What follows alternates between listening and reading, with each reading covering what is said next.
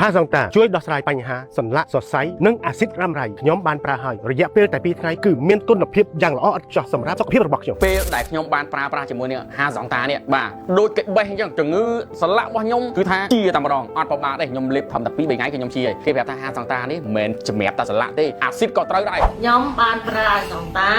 ជាពិតប្រកបមែនតាំងពីកាយបាត់ដៃបាត់ជើងពីចង្កេះចុកឆ្អឹងខ្នងរយសន្លាក់គ្រប់ប្រភេទការរបស់ខ្ញុំហ្នឹងវាឈឺកញ្ញាំដៃកញ្ញាំជើងហើយកលេសដៃកលេសជើងហើយប្រឡាក់ខ្ញុំវាឆ្អឹងខ្នងពេលយើងធ្វើការវាអស់ដៃវាអស់ជើងវាឈឺកលេសដៃកលេសជើងពេលយើងធ្វើការធ្ងន់វាបានហ្នឹងប្រើរយៈពេល3ថ្ងៃក៏ចាប់ផ្ដើមធូរអាសង្តានហ្នឹងគឺពុតប្រកាសហើយមិនផមិនខកទេគឺប្រើទៅជឿជាក់ថា 100% គឺត្រូវតែជាតែម្ដងនេះគឺជាឱសថធម្មជាតិហាសង្តាមកពីប្រទេសបារាំងខ្ញុំបានប្រើរួចហើយពិតជាល្អរបស់គេមែនពេលខ្ញុំលេបថ្នាំហ្នឹងទៅវាអាចខ្ញុំដាំដំណាំដាំអីទៅស្រែទៅចំការអីវាបាត់ឈឺដៃឈឺជើងកញ្ញាំដៃកញ្ញាំជើងអី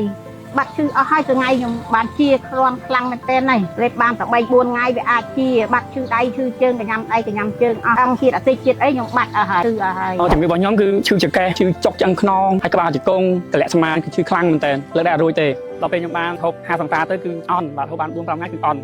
ដល់ពេលខ្ញុំបន្តហូបទៀតគឺជាតែម្ដងហើយឥឡូវខ្ញុំអាចធ្វើការបានធ្វើសំណង់ឲ្យបានធម្មតាចាប្រសិនបើពុកម៉ែបងប្អូនមានអាការៈខាងលើនេះសូមឆាត់ចូល Page ឬក៏ call មកតាមរយៈលេខទូរស័ព្ទខាងក្រោមនេះ